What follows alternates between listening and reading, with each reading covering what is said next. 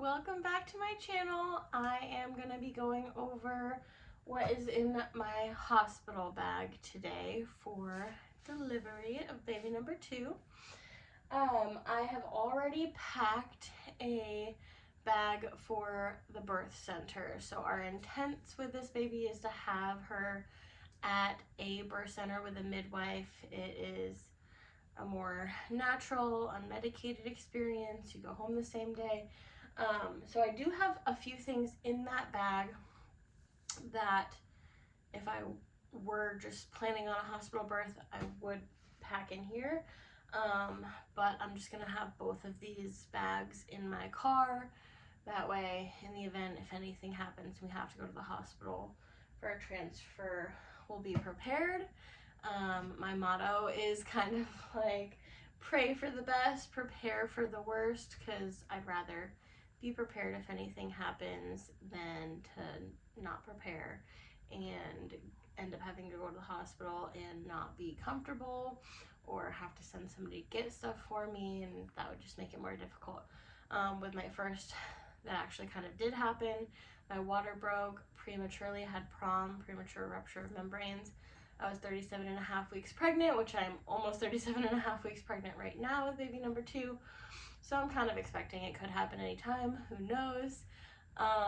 Hopefully she stays in at least another week, but my water broke and I wasn't having any contractions. I wasn't dilating at all. So 24 hours after that, my midwife had to send me to the hospital for induction, just for safety of baby and everything. Because after 24 hours after your water breaking, things can happen.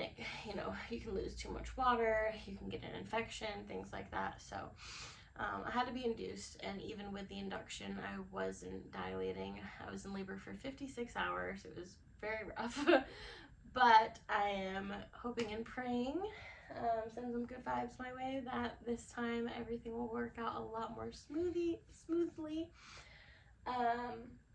But I have a hospital bag just in case, because I know that if I have to go to the hospital, I'm going to want certain things to feel more comfortable in my stay there.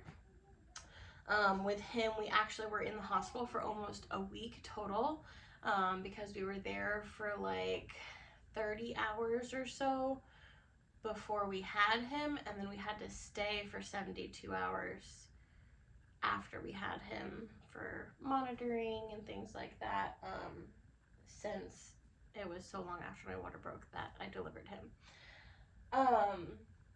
So I want to have things in the hospital.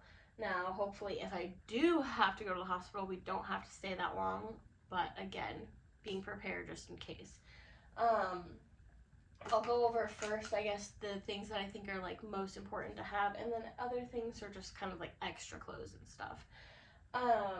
And again, go ahead and check out my birth center hospital bag video that I posted yesterday, if you want to see everything that I am taking in that bag. So the first thing I'll just go over, just because it's like right on top here, snacks. Even if it's not for you, your husband's gonna want snacks. When I'm leaving a bunch of times to go and get stuff. So I have a couple of things, some protein chips, beef jerky. These are nut and date bars, so just kind of like a little bit of a healthier snack with a little bit more fulfillment. And then a peanut butter trail mix, if I want a sweet treat. And again, when you're in a hospital, they don't recommend that you eat things when you're in labor, because they worry if you were to have a C-section, you could aspirate. The chances of that are very low. I feel like a lot of times with that, it's like they're pushing for the worst thing to happen, in my opinion, because they want more money. Obviously, in some cases, that's what you need. It's, gonna save your life. But a lot of times I feel like it can be avoided. And in my opinion, you don't want to be going through labor with an empty stomach, because you're not going to have the energy to do it. So I ate when I was in labor. Even when I was in the hospital, they said I wasn't allowed to. I said I don't care. And my husband was sneaking me in food, and everything was fine. So do what you will with that. That's, you know, your choice. But either way, if not for you, your husband, I'm sure would, or spouse, birthing, helping partner, whatever, would appreciate having a couple of things if you're there for 2+ days. So you make some important things, I guess. Some slippers that can be easily cleaned. These are super, super comfy slippers. A lot of people do like to bring like socks, grippy socks. The hospital will provide you with grippy socks, but if you have your own preference, you can bring those. I brought some with my son and I didn't wear them. I don't really like wearing socks. I pretty much never do unless I'm wearing sneakers. So I'm like, I'm not gonna bring those this time. I am bringing a peanut ball. Now, you know, different hospitals might be different. My hospital had a medicine ball, but they didn't have a peanut ball, at least in the room. I don't know if you could have asked for it, but I wanted to have a peanut ball. I also have this thing to blow it up, because a peanut ball can help, you know, laying with it in certain positions to just help get the baby in a better position for delivery. I am bringing a heating pad. I didn't bring that last time. I think that would be very helpful in pre-labor or after delivery. I get a lot of back pain as is, and so that would be just nice to have to kind of relax your muscles a little bit. I am bringing a rebozo. This is like a very long scarf, kind of. I'm not gonna like open it up completely, but it's a like piece of fabric that you can use for different like support positions to help you while you were contracting and things. You can like open it up completely, put it under your belly, get on your hands and knees and have your husband or spouse or birthing partner, whatever, hold the rebozo kind of a little bit tight to support your belly and take some weight off. You can put it kind of on over your hips, like around your butt, back area, and they can kind of squeeze it tight and kind of jiggle it, and that helps to just kind of loosen things up back there. Those are just some helpful tips that I've learned in birthing classes I've taken, and they really help. I'm also bringing 2 towels. The hospital does have towels there, but if you want to take a shower, they're very tiny, not very comfortable towels, at least where I deliver. So I'm bringing my own, as well as some toiletries. I decided to just get these little toiletry kits from Walmart instead of worrying about packing my own stuff that I typically use. That way it's just in there, because obviously I don't know when I'm going to go into labor, and I need to, in the meantime, use my shower things. So yeah, just basic toiletry things, showering, and a little toothpaste and toothbrush in there as well. Some makeup wipes. I am not bringing any makeup with me this time. I did bring a small amount of makeup with for having my son, and I didn't end up using it. I thought I might put on some makeup after I had him to take some pictures, but I just did not feel like it, so I just took pictures without makeup on. And then when I went home from the hospital, then we took some nicer newborn pictures together. So I guess that's up to you what you think you would feel like doing. Also to go with the toiletry stuff. And then I have some Tylenol. This is mainly like for like my husband or my mother-in-law. They were getting headaches when we were in the hospital with my son. So just something to be able to take if that happens. I also have some prenatals. Prenatals are good to take after delivery as well, because your body is going to be like completely depleted of everything, and you still need those vitamins and stuff, especially if you're going to be breastfeeding. So it's important to keep taking those. And then I have a birth plan here. So it's just, you know, things don't always go to plan, but you can have preferences. That way the doctor knows what you would prefer. If it is, you know, not risky and able to be done. So like my birth preferences is I want a water birth, ideally. Hospital most likely won't have that option if I do have to go there. But I want a vaginal birth at all costs. I want to try to avoid a C-section. I don't want an IV. I don't know if you have the option at a hospital to choose that. At the birth center you do. Intermittent monitoring as much as possible. I was very annoyed when I had my son, of all of the things hooked up to me, being monitored 24/7, having all these wires attached to you, making it very difficult to move around, get into more comfortable positions when you're having contractions, things like that. Was just not my cup of tea, so I want to try to avoid that as much as possible. Sometimes they have like wireless monitoring and things that they have available. Free movement as much as possible. No episiotomy, no pain medications, dim lights, alternative pushing positions. I would like to touch the baby when crowning, things like that.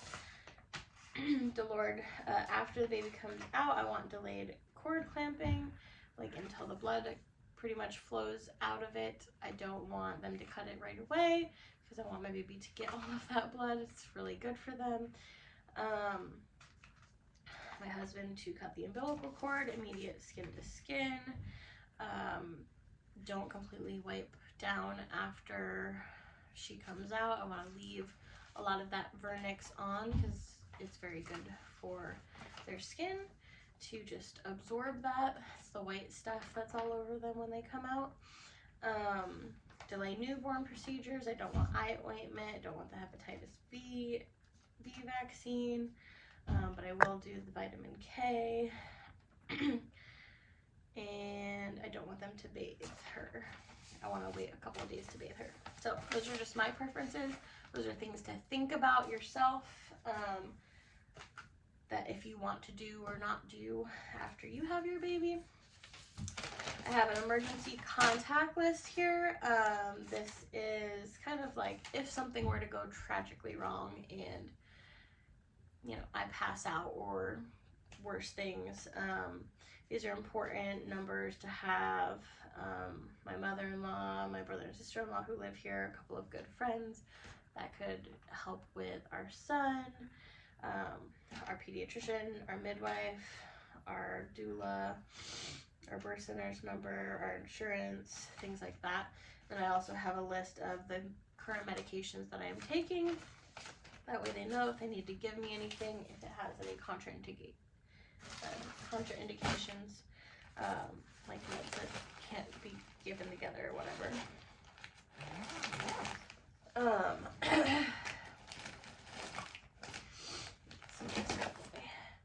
Then I have a little like postpartum kit. I do have some baby wipes in here. The hospital also provides baby wipes and diapers while you're there. I have a preference on the wipes. I do with diapers as well, but I'm like, for 2 days, I don't care. I'll use the hospital's diapers, but when I go home, I only use Rascal and Friends, Millie Moon, or cloth diapers. And I really like these wipes. Very sensitive, and I don't want to use like Huggies or Pampers or anything personally. The hospital provides you with mesh underwear and pads and a version of Tux pads and things. I did not like the mesh underwear and long pads they had. I thought it was very uncomfortable. So I just have a stack of adult diapers that I like, as well as they provide you with a peri bottle. Their peri bottle kind of sucks. The Freedom Mom one I love because thinking of angles, like it squirts down and then it goes up, which is the direction you want it to go at. Theirs is just a straight little stick. It doesn't curve up. So it's very difficult, I feel like, to get a good spray with it. So I'm bringing my own. I've got Dermaplast. Some people say they give you Dermaplast. They did not give me Dermaplast when I was there. I am also bringing nipple balm and some Silverette nipple covers. It just helps. Your nips are very sore, getting used to breastfeeding, and keeping them like lubricated helps them from drying out and cracking. And the Silverette nipple covers, I swear, I got them like a couple weeks after I had my son, and I wish I had them right away because they were super helpful. Just because after you're done breastfeeding, you put your bralette or whatever back on, and it's rubbing against them when they're already sore and irritated. It's not very fun. The Silverette nipple covers just kind of create a barrier so they're not rubbing against anything, and they also just have kind of like a cooling effect, and they're supposed to be healing as well. I have some headphones in here. Then I have a pillow. So I know it's kind of silly. I have this big old suitcase for going to the hospital to deliver, but with my son, I had like 4 bags. It was very difficult for them, my mother-in-law and husband, to juggle all of the things to bring in with us. And I just felt like a big suitcase would just be easier to drag around the hospital versus carrying a bunch of bags. I wanted my own pillow to be more comfortable. I also am gonna have my husband grab a comfy blanket as we're going out the door. It wouldn't fit in here, so that'll just have to kind of go around his neck or something. But I'm gonna bring that as well. I did not think their blankets were comfortable at all. Okay, then we just have some clothes. So just to give you like some ideas, you're gonna want to be comfortable. You might be in the labor gown a lot of the time. I bought my own labor gown. That's just in my other bag. I got some comfy long pajamas that button up so I can easily open it and have skin to skin breastfeeding, things like that. And then kind of the same thing in a nightgown. And then I've got a couple of different nursing bras, another nightgown. Again, this just to be prepared in case I'm there for 3+ days. I've got a couple of outfits. I've got, I think, 3, and then there's also some in my other bag, which I'll have with me. Gowns for baby. Again, if you're only there for 24 hours, you're not going to need this much, but I'm just packing extra to be prepared in case we have to stay for whatever reason. These are super, super great. I love newborn gowns. It just makes it way easier for like diaper changes. You don't have to take their feet out and everything. It just opens up. You can knot it at the bottom to keep them a little bit more warm. These ones are from Kate and Lane. They're super buttery soft, and they've got the little hand covers, which is great to have with newborn things because their nails are razor sharp and they will scratch you. And they will claw at their face and scratch their face up like immediately as well. So I just want to keep those hands covered. Some people bring like nail clippers or a baby Dremel to the hospital to just cut those right away. I don't want to do that right away, so I'm just going to keep the hand covers on, but that is something to keep in mind. Their nails are super sharp. And I prefer the Dremels over the nail clippers. I don't want to cut those little baby nails, but the little baby Dremels work so good. Some little hats to go with those. And then I've got her like announcement kind of picture thing. So I got her a little personalized gown with her name on it. And it came with a little matching headband. And then I have this really pretty swaddle blanket. Again, super, super soft. This is also from Caden Lane. And I'll probably put this down like under her and then have her with the name outfit on for some pictures. I do have also a little pair of baby hand mittens just in case I have her naked or something. I'll have those mittens on her so she doesn't scratch at her face. And then my husband just has a couple of some underwear, socks, sweatpants, t-shirts to have. So that's that. That is what is in my hospital bag for delivery.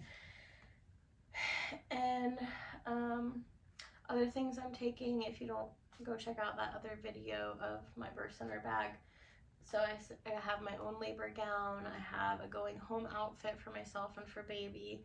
I have a hard lacrosse ball, which is really helpful for like massaging, pushing pressure into like your hips and your lower back when you're going through contractions. That counter pressure can really help. I have a comb to squeeze that can help distract you from the pain sometimes.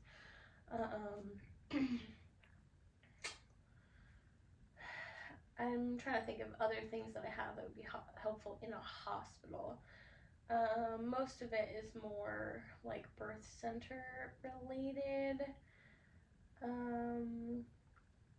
But I have some affirmations written down for my husband to give him some ideas of helpful things that I would want to hear while I'm in labor. Unless your spouse or birthing partner is very good with words when you're like on the spot. That is a really good idea. I feel like we didn't do that with my son, and my husband like did not know what to say, to do, to be helpful. So I just thought of a couple of things that I felt like would help me get through the contractions and things. I love words of affirmation, so it's really important for me to help me push through things and feel supportive and stuff. So I wrote down things that I thought would be helpful. I have a couple of body armor flash IVs for like electrolytes and things, and a little name welcome sign to take pictures when she comes. And yeah, again, go ahead and check out that video if you're interested. But those are everything as a second-time mom that I think are important to bring with you to be prepared for a couple of hospital days stay. Thank you for watching. Have a good one.